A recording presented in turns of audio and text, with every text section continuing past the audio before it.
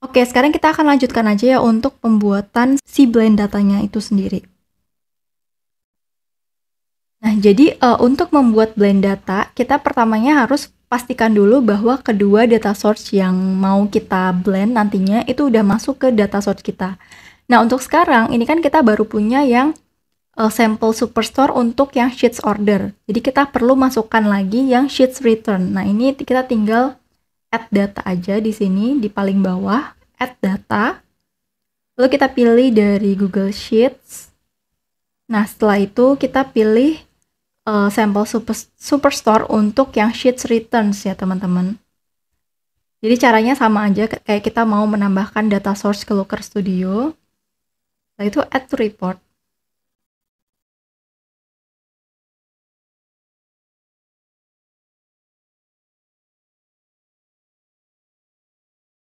Nah, kalau misalnya sudah, nanti ia akan muncul nih data source kita, yaitu ada sampel superstore yang returns di sini. Jadi artinya di sini data source yang kita tambahkan tadi sudah masuk. Nah, kalau kita mau membuat blend datanya, teman-teman ingat kan ya, kita kan nanti mau membuat calculation field untuk si return rate. Sedangkan di part sebelumnya itu sempat aku jelaskan bahwa kalau misalnya kita mau membuat calculation field, itu kita cuma bisa membuatnya di chart yang terkait aja. Jadi kita bikin calculation field-nya tuh nanti di chart level teman-teman. Nah, makanya ini aku akan buat satu chart dulu yang nantinya akan kita gunakan untuk visualisasi dari return rate-nya itu. Nih misalnya aku buat dalam bentuk scorecard ya teman-teman. Jadi anggaplah ini yang nantinya akan kita pakai untuk memvisualisasikan si return rate-nya. Nah, kalau misalnya sudah, kita akan membuat blend data dengan cara di bagian data source ini kan di bawahnya tuh kan ada tulisan blend data. Nah, kita klik aja di sini.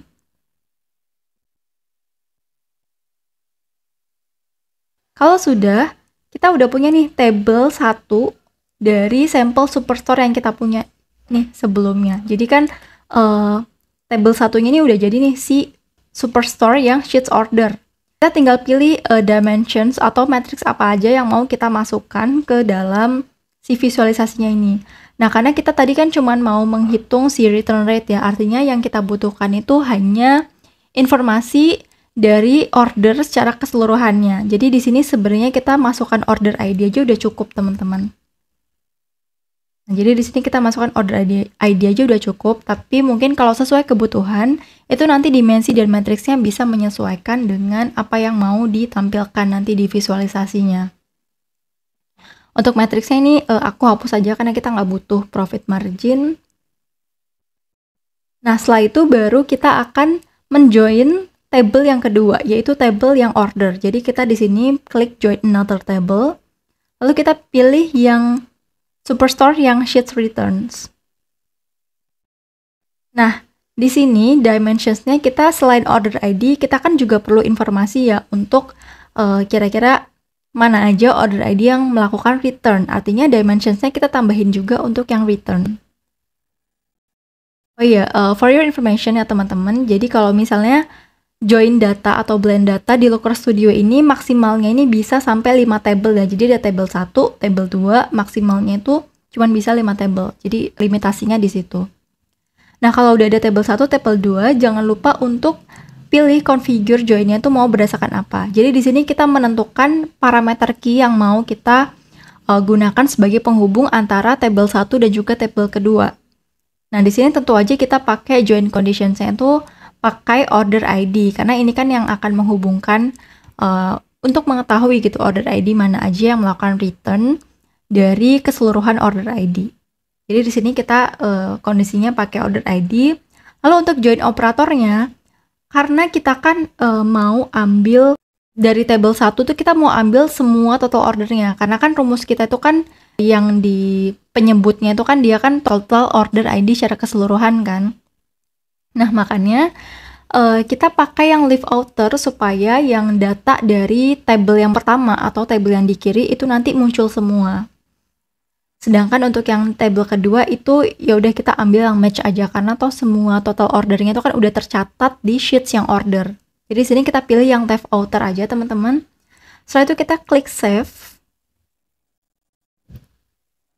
Aku centang di bagian hide repeated join field supaya kalau misalnya ada kolom yang double karena proses join itu kita hide aja. Jadi kita kalau nggak di hide dia akan muncul 2 kali seperti ini teman-teman. Tapi di sini kita hide aja supaya dia cuma 1 karena kan udah di join juga ya. Setelah itu kita save. Nah sekarang kita udah punya nih data source kita menjadi blend data. Nah kalau misalnya udah, kita kan udah punya visualisasi untuk data source yang dia sumbernya ini dari blend data.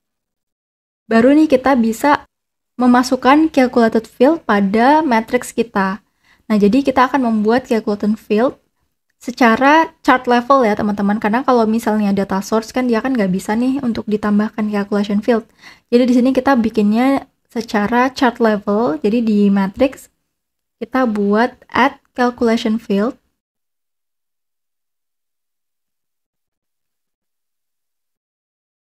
Untuk data type-nya kita pakai persentase ya.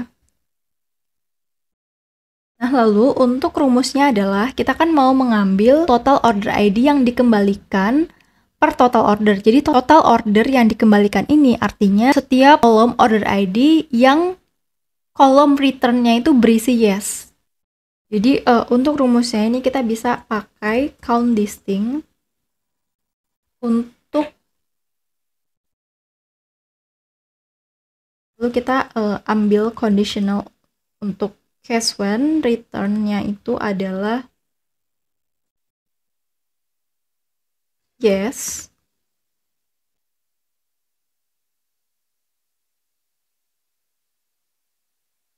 Maka kita hitung si order ID-nya.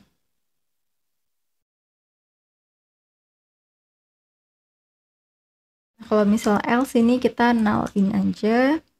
Lalu jangan lupa kasih n di belakang. Nah, jadi si count distinct yang ini adalah total order ID untuk yang kolom return-nya ini berisi yes. Artinya dia order ID-nya ini melakukan pengembalian. Nah, jadi yang di count distinct ini adalah si order ID-nya. Jadi kita mau ambil order ID-nya yang unik aja, makanya kita pakai count distinct.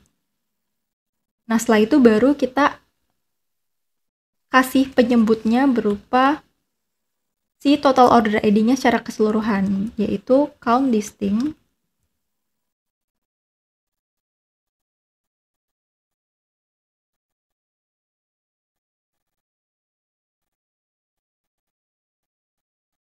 dari order ID, teman-teman.